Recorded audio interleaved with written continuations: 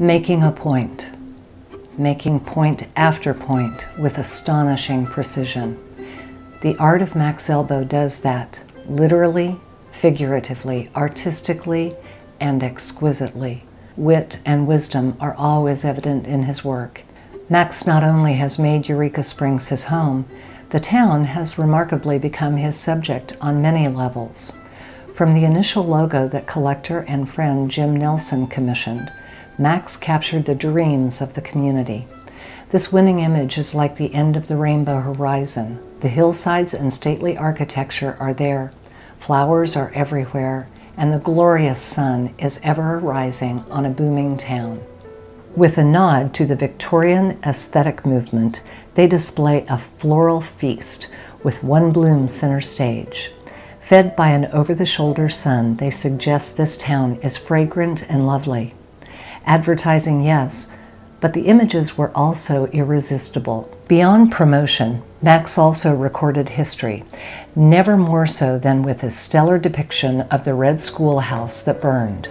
Seen in its full majesty, the noble building was set against a glowing, starry sky. Each child that learned there, and eventually the artist guild that grew there, still shine. Of all of Max's work, the most public and memorable were the seemingly endless variety of his posters. This May Fine Arts Festival one reflects what artists can do, add color and beauty to life. With their focus, others can appreciate the world in a new way. Nowhere is the talent of Max more evident than with his series of posters for the jazz festivals. The original logo was like the engine of a sleek train car, with the horn player riding on the wind. Jazz Festival number 5 was like a pink stop sign, so bold was its message. The red-hot trumpet player belting out all the way to the moon is excitement unleashed. Building on its past, the Jazz 7 posters showed year after year, each one adding excitement. The Bluegrass Festival poster was bold and honest. The tousled, not young man grasps the guitar and sings his heart out, indicating this music is down home where everyone lives. Moving uptown, the year 2000 brought the first classical music festival and a poster that brought size. Black and white piano keys said refinement against a William Morris background that whispered tradition. The moon smiled as it cast the most gracious light, knowing that richness would be heard. This poster, like so many, demonstrates what a master Max is with composition. Balance can be precarious, but never in his work. Playing On, the next year brought a glimpse of violin amidst Celtic patterns that wrapped around and embraced. Music is connected, the notes overlaying, blending to create sensational sounds. For years, the month of June in Eureka Springs has meant blues, and the original logo that would be used a number of times is exuberant. The sound ever starts with the man, with his very soul emanating outward, overtaking all. The colors explode, underscoring victory. The arms are triumphant, which is actually what the blues can do, take one past the dark places to peace. Music rang significantly because perhaps Max is also a guitar player.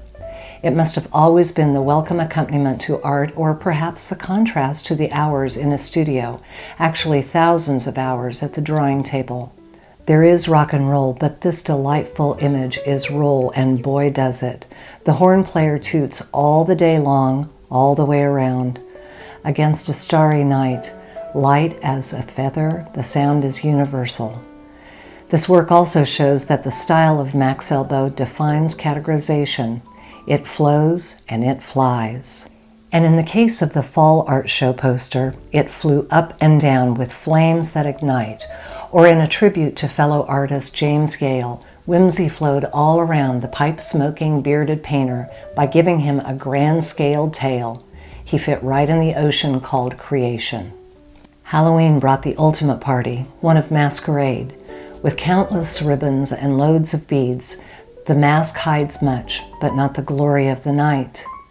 On to Christmas, Aubrey Beardsley style, with a large hat and an Art Nouveau border full of ivy hearts and romance. And then there was the serious business stuff, except in Max's vision they became joyous.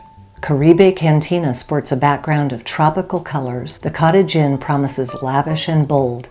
Quicksilver is ever shiny and sure, and the Benton Place Inn is an illuminated manuscript of a story one wants to live. His work interests and vision go far and wide. Take the glamour girls. Icons of the century, his portraits are reminiscent of Erte, with the sharp and chic Art Deco lines that frame the reigning and sleek Marlene, the gorgeous and sultry Garbo, the curvaceous and vulnerable Marilyn. And power can go global, none more so than that of John Lennon. It captures a time called unforgettable. It is difficult to believe that Max Elbo has not always been in Eureka Springs, but hailing from Detroit, there was an art executed there that was also embraced. One example is the poster for David Bowie that illustrates the musician with an astute eye. Fashion is there, androgyny is there, and strength is really there. Another early work was the Canned Heat poster, where the psychedelic 60s explode. This Lucy in the Sky with Diamonds is orange and green. But fortunately, Eureka Springs found him, and gloriously, Max found Selena Parrish, who has gracefully championed his work and life for 25 years. Their wedding announcement begins with, "Once upon a time, in a field of luscious flowers, two trees intertwined, producing leaves that are all hearts." With Max, there is always the watchful eye, just as the kitty lurks under a wrap of letters that spell M-A-X. The artist Max Elbo has observed Eureka Springs and its people. Through his work, he has magnificently given back the town's grand spirit. Max Elbo is a humble, gentle man and the world's best graphic artist, period. Max Elbo, quietly and splendidly, has done that with his monumental body of work. That he has given generously time and again to Eureka Springs and her citizens is a hallmark of his character. The town has been truly blessed by his art and indeed, his presence.